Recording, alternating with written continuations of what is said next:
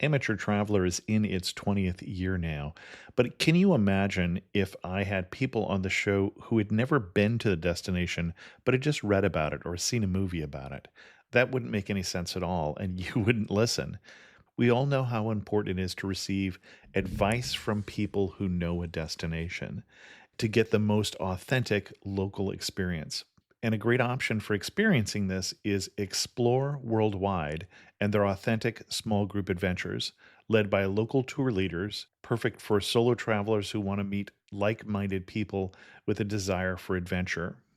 I'm often an independent traveler, but two of my last three trips were with small group tours because they organize everything and it's a lot easier. If you want to recreate the tour I did to Malta, they have a Malta and Gozo Discovery Tour. I'm intrigued by one of their tours called A Taste of Sicily. The company again is Explore Worldwide, and visit exploreworldwide.com to learn more. And thanks to Explore Worldwide for sponsoring this episode of Amateur Traveler. The nights are long, the days are short, and the weather is chilly to downright cold, depending on where you are. It's a good time to slip into a Quince iconic Mongolian cashmere sweaters, which start at only $50. You can treat yourself to everyday luxury at an affordable price with Quince. If you really want to dive into luxury, you can check out their leather handbags, washable silk shirts, and European linen sheet sets. Whatever you're looking for at Quince, all the prices are 50 to 80% less than similar brands, and they do that by partnering directly with top factories and cutting out the middleman. They only work with factories that use safe, ethical, and responsible manufacturing processes. And of course, they use premium fabrics and finishes for that luxury feel in every piece. But you've already heard me rave about my Quince travel pants.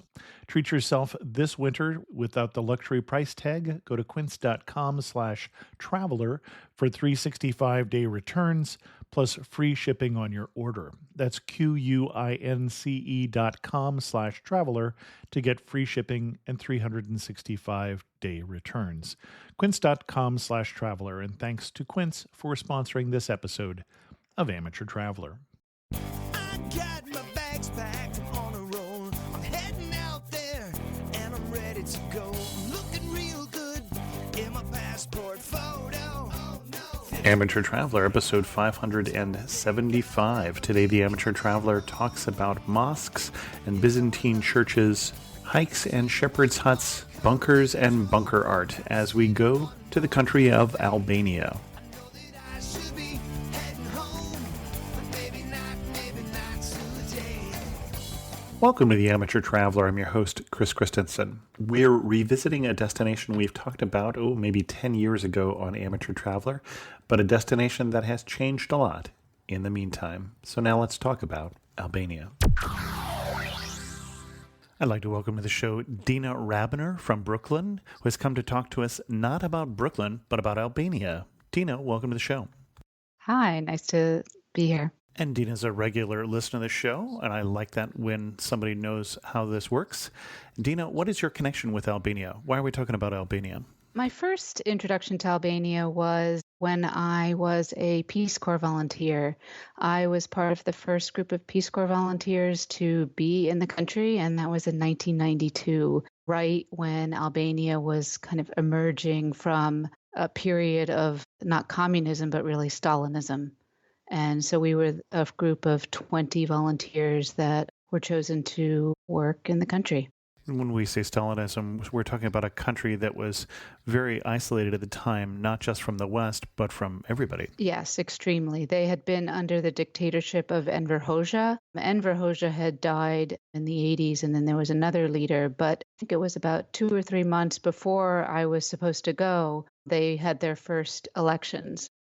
And even after I had known I was going to Albania, we didn't know if we would actually get there because no one knew what the result of the elections would be. So once I had actually arrived, it was in June of 1992. Excellent. Now we're not going to be focusing as much on that as we will on your recent trip because you've recently been back to Albania. Yes, I was just there at the end of June and the beginning of July of this year. And this year is 2017 for those of you listening in the future. Well, everybody's listening in the future, but people listening further in the future. Correct. And what was also exciting was that not only was I going back to visit, but I was taking my family who had never been there, my husband and my two children who were 10 and 12. So it was a family trip to Albania. And as many people said, we said we were going, why Albania? Well, that's a great question. That would be my next question. So, what did you tell them? Albania is a beautiful country. I mean, it's a very small country, and a lot of people equate it to the size of Maryland, but it's just chock full of natural beauty, of history, both its more recent communist history, but also the history from Turkish occupation, Hmm. from the Byzantine era. It just goes back, and there's artifacts from all of those times from everyone that has kind of passed through the country. They left something there. You can travel the whole country within a week or a week and a half, as we did, and really see a real range of natural beauty, history, and then the people are just incredibly welcoming as well. Okay, well, let's put it on a map. We're talking about a country that's on the Adriatic coast, next to Greece, Macedonia, Montenegro, and either Kosovo or Serbia, depending on whether you consider Kosovo a country. Right. It's basically right across from Italy. Mm-hmm. If you were to take a boat, there used to be a boat from Bari to Durrës, which is the port, and it was about a 4-hour boat ride. It's on the Balkan Peninsula. And it actually covers not only the Adriatic, but also in the south, the Ionian Sea. Oh, okay. I wasn't sure exactly where the borders are for that. What would you recommend for, say, a 1 week itinerary in Albania? You will fly into Tirana. Tirana has the only international airport, and it's a brand new airport, very efficient and modern, and much faster than, say, going through Kennedy, which is here in New York. I mean, seriously, I mean, just No, I don't doubt you at all. Kennedy is not one of my favorite airports. no. Everything is new. Everyone speaks English. The signs are in English and Albanian, so you never feel lost. There's taxis, and you, depending if you're at different hotels, they can pick you up. And the airport's only about half an hour from Tirana. And Tirana is the capital, so that's where the major museums are, the government buildings. And Tirana is worth exploring. You could spend probably one You or say two. that somewhat half-heartedly. No, I mean, Tirana is interesting. I mean, it's a city. It's not as urban as like New York City, Mm-hmm. but it is a city, but it's very manageable. It's a very walkable city. And it's like when we were there it was actually quite hot. You can also really hop in a taxi. There's taxis everywhere. But there's some important points to see or sites to see in Tirana. What's interesting is that a lot of the new museums or new points are something related to communist times. Mm-hmm. Whereas when I was there, people still had all of those communist artifacts, or people were still kept it a little close to the breast in terms of experiences and all of that. And when we were there, there was a museum that actually had just opened, I think a week or two before, in Albanian. It's called Shtëpia Gjetit, which is the House of Leaves. And that was basically where all of the spying and intelligence activities took place. Mm-hmm. And it was a place where Albanians knew there was something going on there, but no one ever knew exactly what happened in that house. It was just recently opened up to the public, and it gives you everything about the extent to which the spying took place, the bugs. It talked about all of the political prisoners that were people who were political prisoners were basically sent into exile within the country. They were sent to remote parts and what happened to those people. And it's in English as well as Albanian. There's a lot of footage and documentation, so it's very accessible to foreign tourists. There's also another museum which is interesting called Bunk Art, and there's actually two of them because Albania, I don't know if you know, but is basically covered with bunkers, although there seemed a lot less than from when I remember. Mm-hmm. But they've taken the opportunity to let you inside some of these giant bunker where you go down and you see rooms and rooms where people slept and where they had their meetings and their dining facilities, and then all of the spying that took place and that whole part of their history. So it was interesting because we went with an Albanian to both of those museums, and they found it interesting because these were things they thought was happening, but they didn't know for sure. Hmm. It was educational for Albanians as well as for foreigners. Those are relatively new. There's also the National Museum there and the main mosque. What we always find to be interesting to do is just walking around the city and seeing what the life is like, going to the market, just seeing where you wind up getting lost along the streets. I mean, it's a pretty safe city, and even if you are lost, somebody will help you. And you said going to a market. Is there a particular market that you would recommend, and what would I see there? Well, it's the main food market, Okay. and it's called Pazar Iri, which is called New Market, even though Hmm. it's not a new market. It's been modernized, if you will. It has now a covering and just more organized. And you just see, people are selling fruits and vegetables. But at the same time, they're also selling a lot of these communist mementos from the time, old watches, pins, telephones, just things that date back to the 50s, the 40s, the 60s, and that have communist stars, old currency. So there's also kind of interesting little tidbits that you can find in the market apart from obviously fresh fruit and vegetables. One thing that's really nice is what they've painted some of the buildings with some of the traditional textile designs. So it's also very colorful. When you mentioned the main mosque, and unlike some of the other countries in the region, we're talking about a country that is, even though it's coming out of communism, predominantly Muslim. I think in the 2011 census, I read that over 50% of people identify as being Muslim. Right. I mean, I think technically people are Muslim. They used to say we're European Muslims. People drink, people are not covered. It's something people identify with as, yes, I'm Muslim, but it's not necessarily practiced, at least especially in Tirana. Hmm. When you get out to the smaller villages and countryside, you might find areas that more conservative, but it's still a very European Muslim. Although when we were in Tirana, they are building a huge new mosque Hmm. in Tirana. So I don't know if that will have an impact. I mean, there's been money that has come in from different Muslim organizations, just as there's been money from Christian organizations.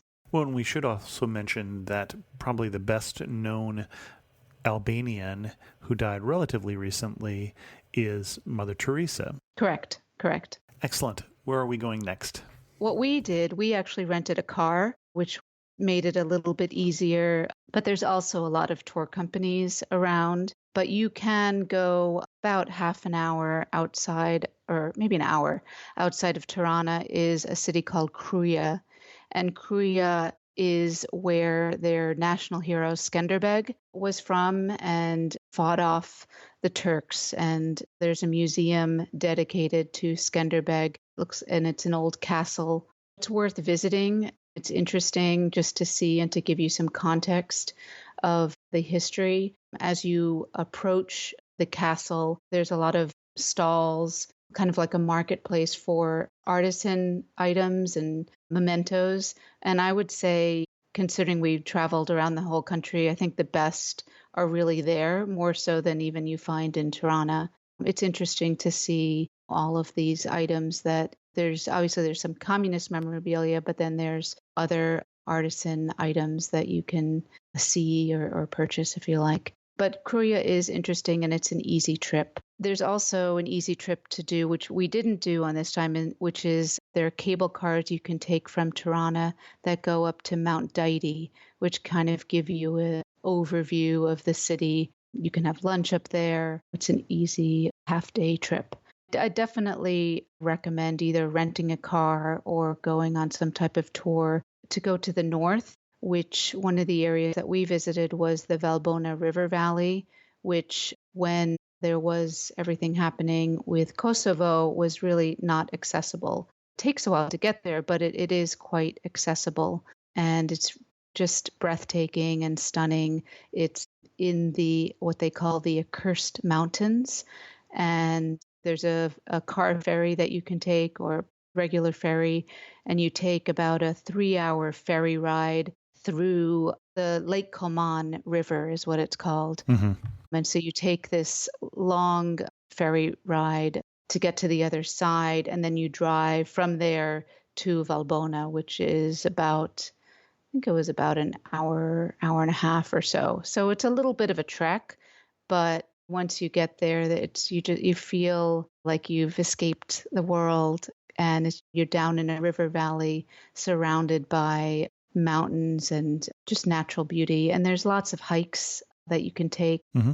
It's very popular with hikers. You do find a lot of European tourists there. You don't find any Americans. We were the only Americans wherever we traveled, unless they're Albanian Americans. But if you like to hike, there's some fantastic hikes that you can take. We're not really a family of hikers, of serious hikers, but we like to take like a daily hike here and there. And we stayed. There's actually an American woman from Brooklyn who went there on vacation, I think about 9 years ago, and made it her home there. She settled there, and she helps run these 2 guest houses in the area. She's also helped develop all these hiking trails that you can take with trailheads and markers and maps that you can get.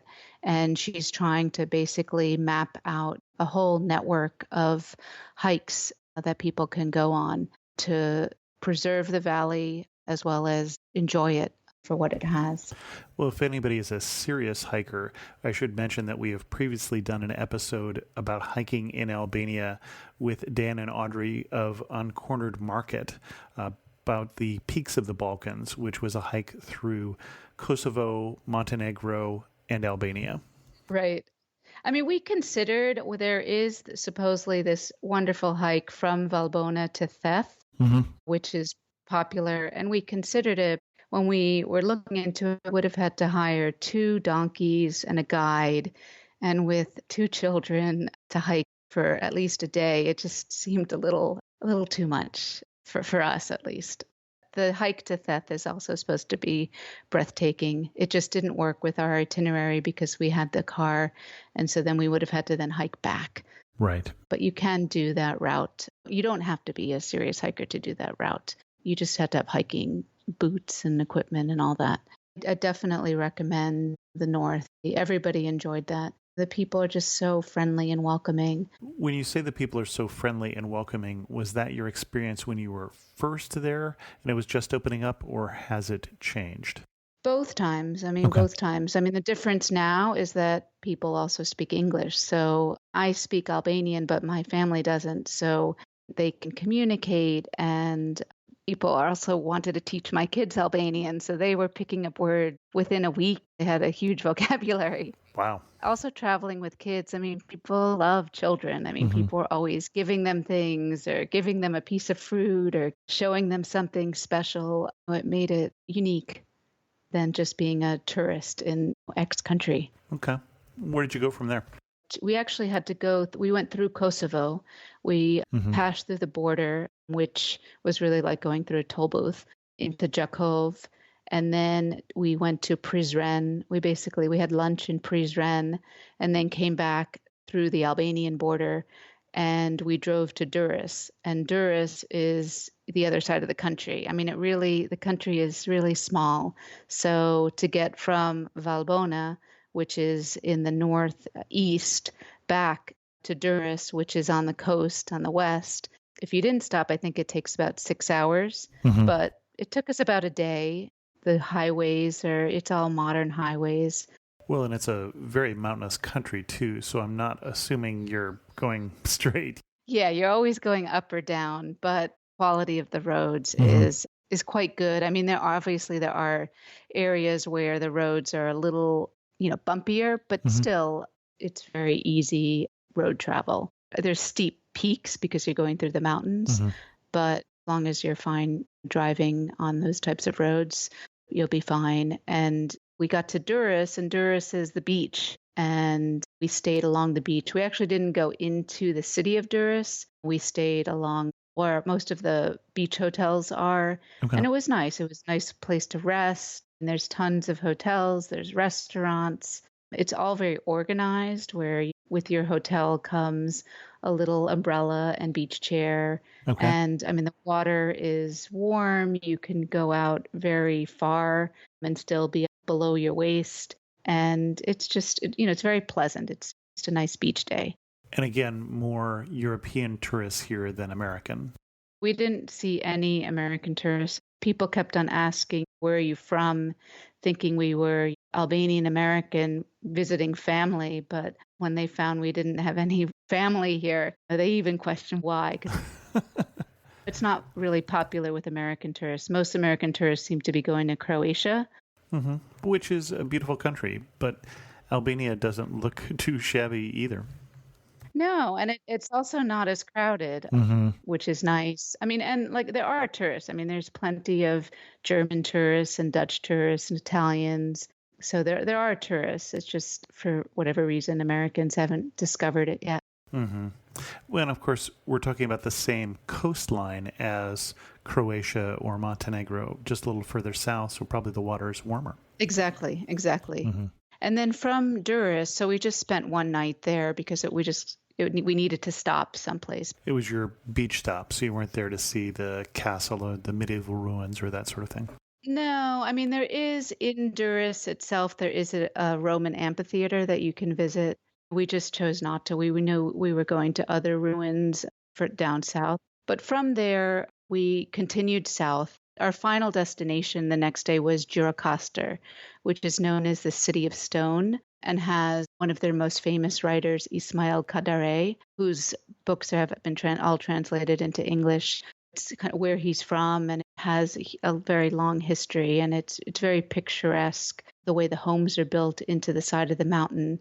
But before we got there, we stopped in a place called Apollonia, which was a little hard to find. While I said the roads are really good and there's all these new highways, there seems to have been a dispute when you get to the city of Fear that they were building the highway and then they found some ancient ruins, some additional ones. So they stopped construction. So the highway kind of stops and you get onto local roads. I had to ask a few times, but we got to Apollonia and it's old ruins. There's a Byzantine church there, and then there's ruins that go back to Roman times. And then there's a great museum there that has artifacts that date back to BC and also from the 1st and 2nd century.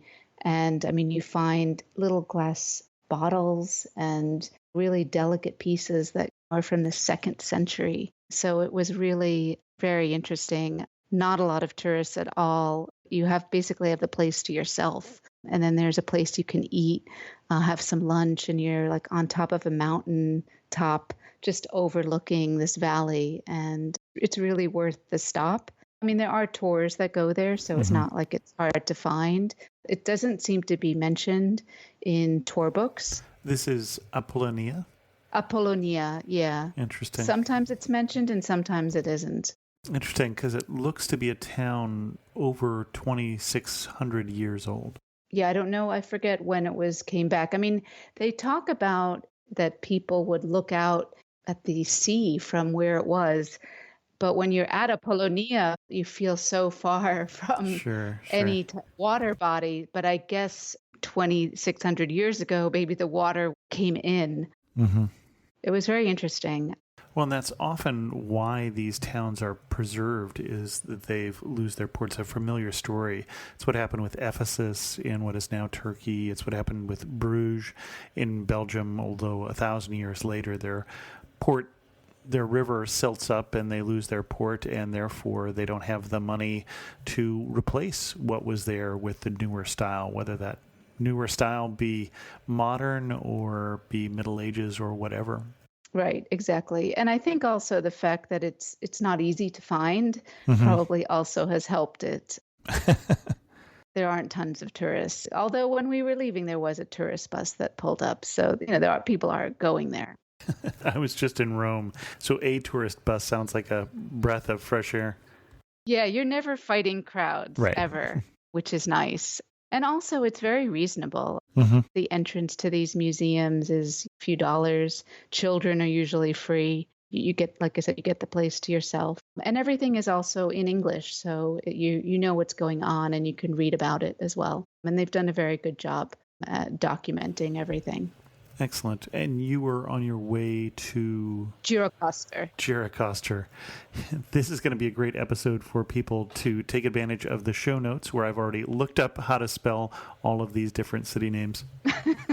If you speak Albanian, or if you know the alphabet in Albanian, you can pronounce any word. But to an American, a lot of the words seem like a lot of consonants that don't go together. But Gjirokastër is beautiful. And there's also a castle there that is definitely worth visiting. And a lot of the hotels also provide a tour of the castle for you. We stayed in a really lovely hotel, which was an old house, like a traditional Albanian or Gjirokastran house, which has just magnificent woodwork and tapestries and rugs.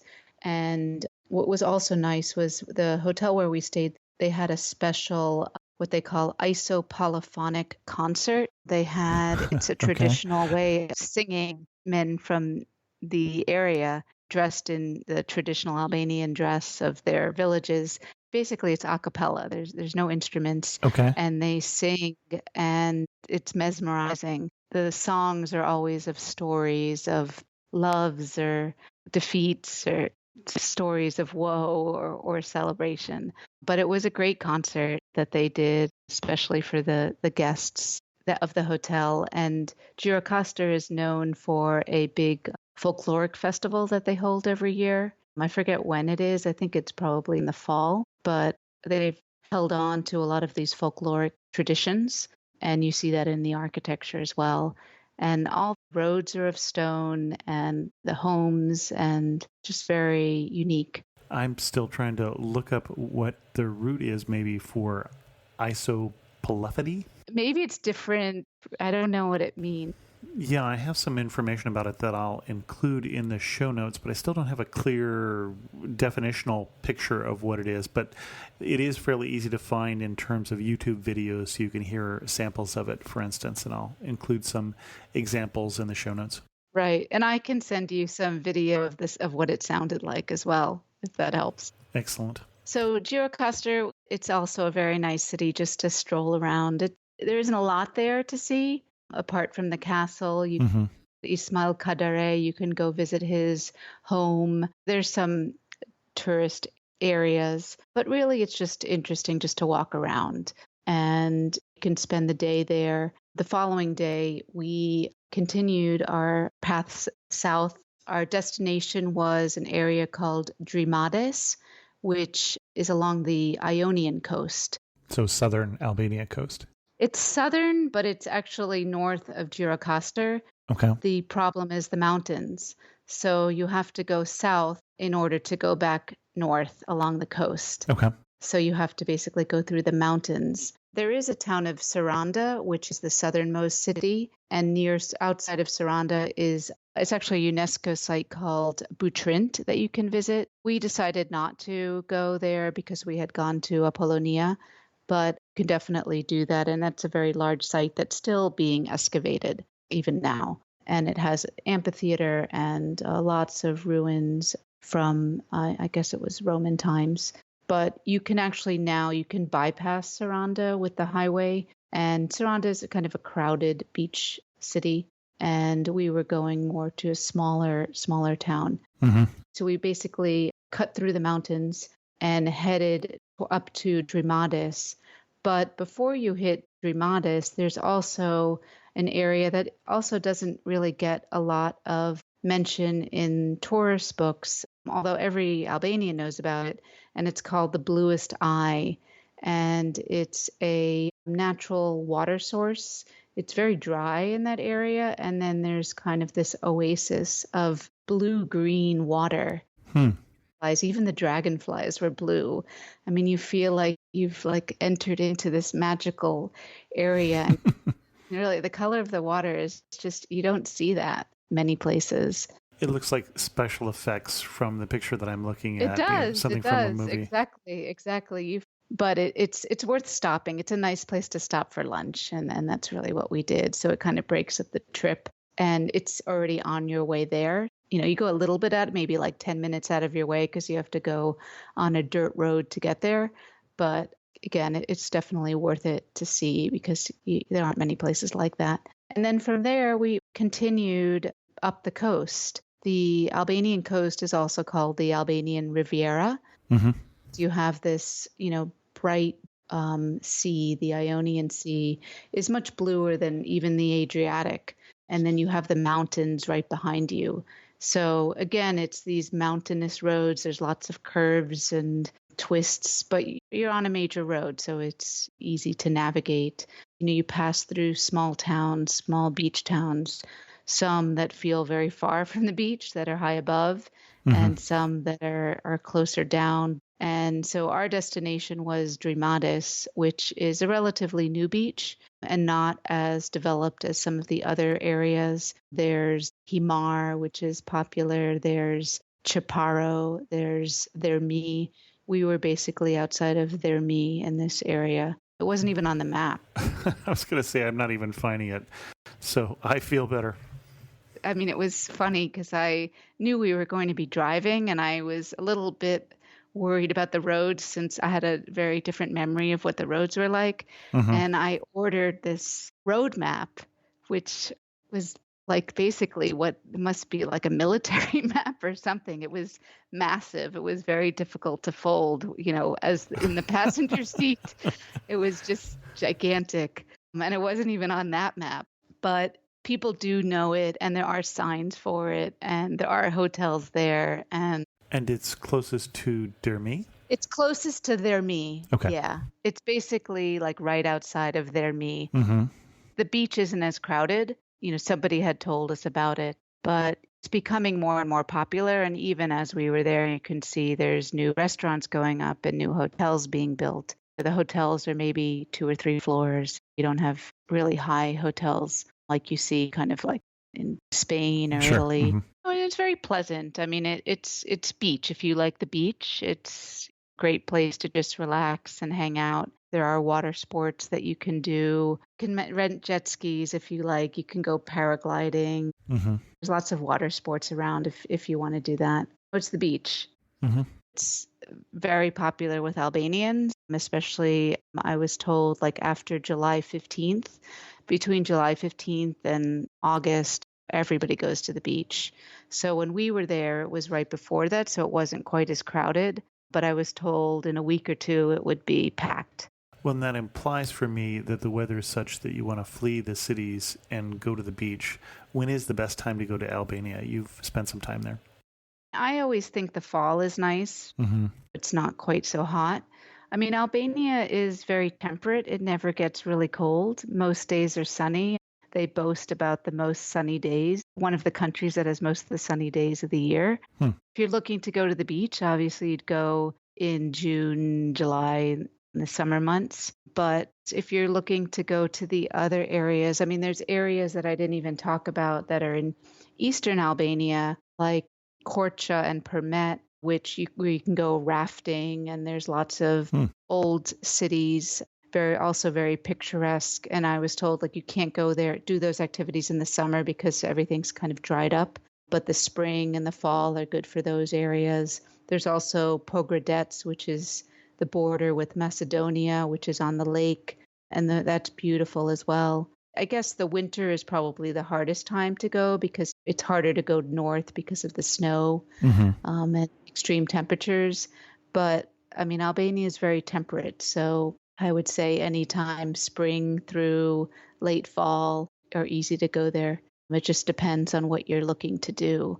And what's interesting about Albania, if your interest is history, if your interest is hiking, if it's water sports, if it's just exploring a place that's not on everybody's radar, it really has something for everyone.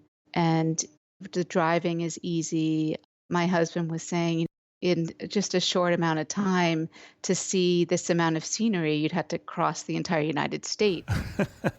Yeah, a little different scale there. You see the mountains, you see the ocean, you see rivers, Mhm. you see cities, you see everything, and it's all very condensed. When I was first in Albania, we used to joke because we would travel by bus, by public transportation. One of my friends had, and it would take forever to get places because the roads weren't so good. And they would say, it takes so long because they want to make you think it's a bigger country than it is. It's really worth a visit. And, a lot of people have been asking me about it since our trip. And is that the end of your itinerary there at the beach? Pretty much, yeah. From there, we went back to Tirana. Had we had more time, obviously there's places that we could have visited, but we only had so much time. So Albania has this shared history with the rest of the Balkans and also this unique history. Where would you go to if you wanted to see something quintessentially Albanian, something that you're not going to see elsewhere, but only are going to see in Albania? Gjirokastër, there's also a city called Berat, which we didn't go to. They call it the city of windows. And it's similar to Gjirokastër. It's a little bit closer to Tirana, but it has a lot of a mixture of Byzantine churches and the old architecture. So I would say you definitely visit Berat or Gjirokastër because they're just those traditional Albanian cities that you can see, but they're not cities that you necessarily spend days in. Okay. And then Berat is not only one of the world's longest inhabited cities, but also a UNESCO World Heritage Site. Correct. What's going to surprise me about Albania? It seems like when we talked about it before, there would be more surprising, but now it's had some time to catch up and to be a little more similar with some of the other countries in the area. So even now, what's still going to surprise me about going to Albania? Obviously, there's a lot of modern elements to Albania, but there's also still a lot of the old. For example, when we went to Kruja, again with my gigantic map, it showed a road that didn't exist anymore. And we went down this road, and all of a sudden it became dirt and pebbles, and there was nobody. And then we kind of came upon a villager, and we felt like you were thrown back 100 years. Man herding his sheep with a few teeth in his mouth, but still wanting to help us in any which way he could. So you can have the modern, and then all of a sudden you take a path and you're back in the old Albania, and you never know when that's going to happen. While there are a lot of modern influences and there's new buildings, there's still a lot of the old, and that's what gives it its charm. And I hope it never loses, frankly, because it represents who they are. With all the spots you talked about, if I tell you you're standing at the prettiest spot, where are you standing and what are you looking at?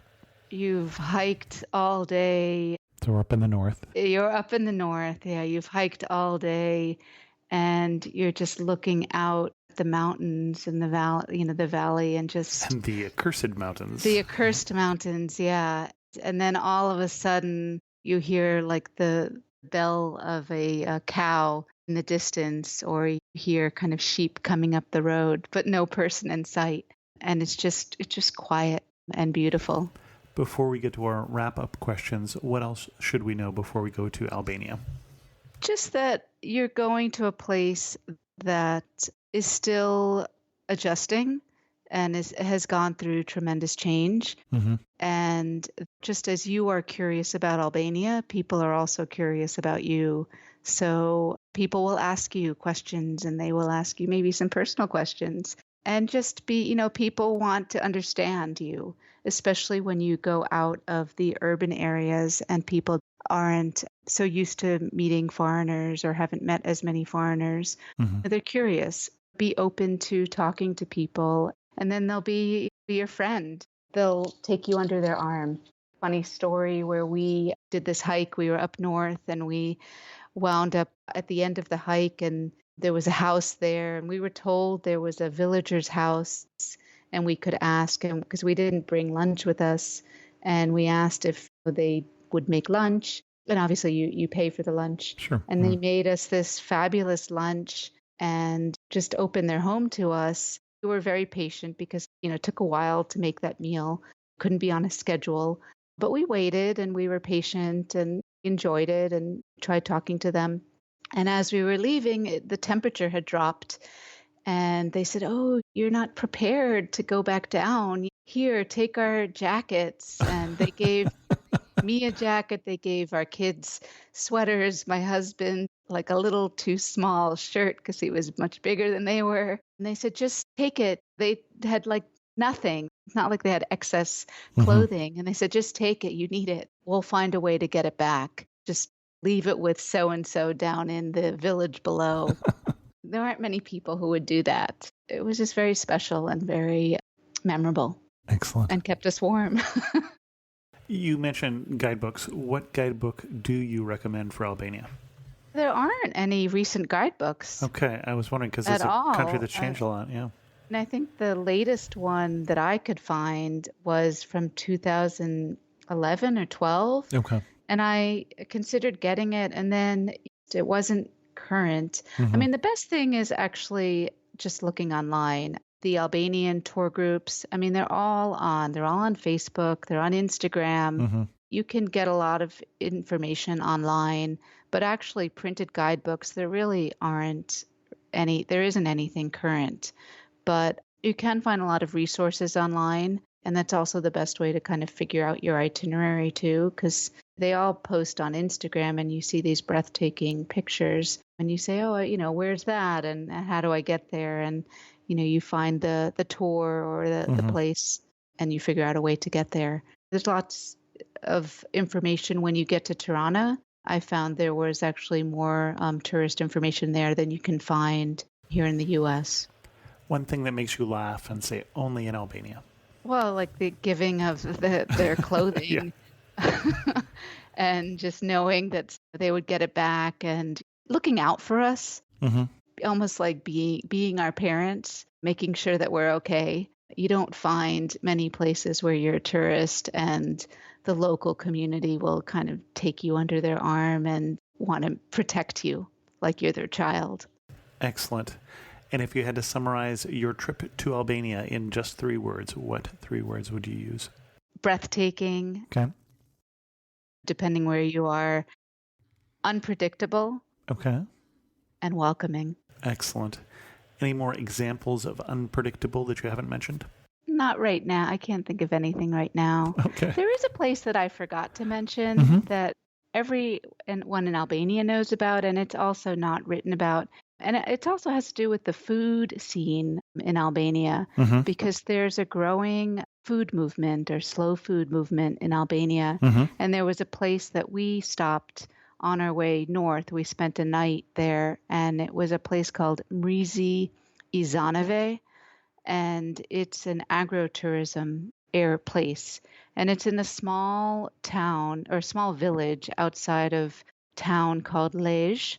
And the chef worked in, I think, some Michelin restaurants in Europe. A lot of the chefs in a lot of these restaurants trained outside of Albania because they left 25 years ago for better opportunity. And now they've come back to either their hometowns or their villages, and they've set up these wonderful places. And this Mrizi Zanave is a restaurant, and you can also stay there, but it's basic farm to table, which is a little overused, at least here in Brooklyn. But they really look at the history of Albanian food and culture and bring that to the cuisine. So they take traditional dishes and traditional ways of making cheeses and different cuisines. It's really a special place. As you're eating, we ate outside, they bring you a tomato plant that you pick your tomato to go along with your fresh cheese plate. And I mean, everything is just fresh. I mean, that's the other thing is the food in Albania, everything is fresh. There's lots of fruits and vegetables and meats and fish, and it's all peak, it's all ripe. even when you go to the beach. I mean, here when you go to the beach, there's junk food, and there you have people coming with grapes and plums and cherries and all sorts of fresh fruits and vegetables and fresh grilled corn. You can't buy junk food along the beach. You can buy fresh fruits. And for the foodies, it's also a place to explore.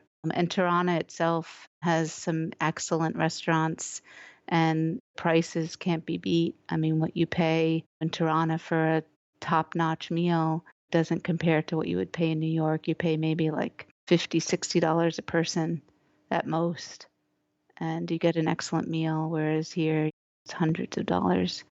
Our guest again has been Dina Rabiner from Brooklyn, not from Albania, but you'd think that she's from Albania because she seems to have left a piece of her heart there. Dina, thank you for coming on the show and sharing with us your love for Albania. Thank you.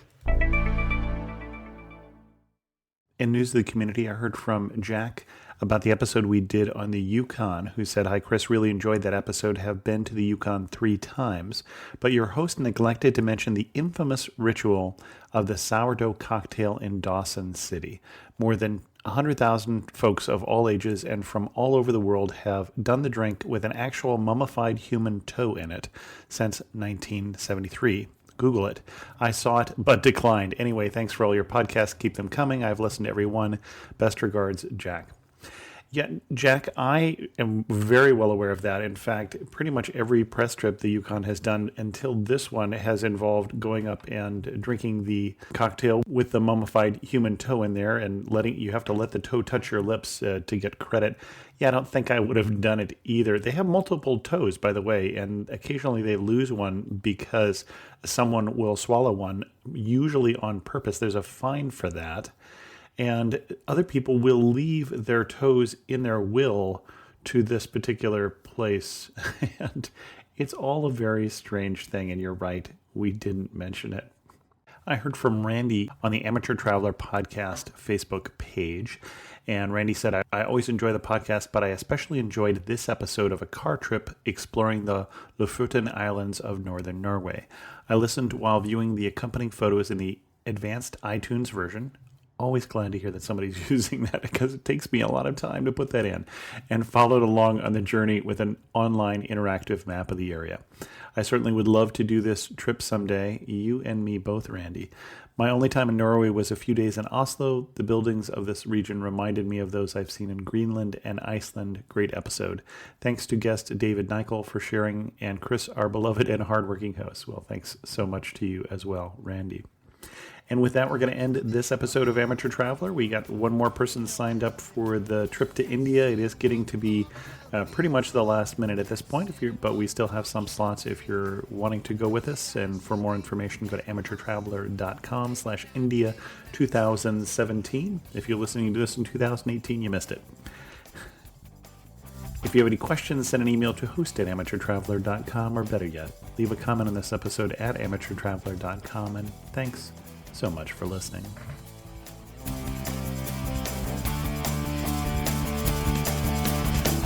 got to see one more cathedral. I got to sit in one more cafe.